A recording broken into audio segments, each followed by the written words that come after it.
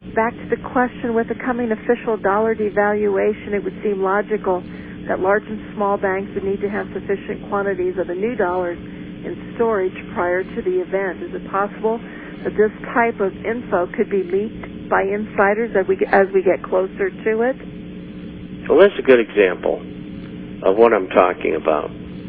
We broke that story 2 weeks ago, and banks are being told, and I get this right from people who are at the top of the banking profession, not with major banks, but with top middle-sized banks. And they go to the Fed meetings, and they tell me what goes on.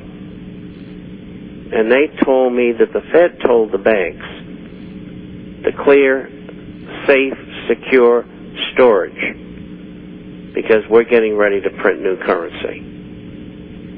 And it's not an Amero, it's a dollar, but probably a different one from what you have already.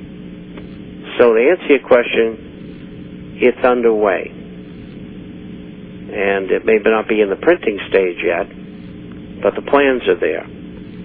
Because the Fed is expecting, as is the Treasury, that the U.S.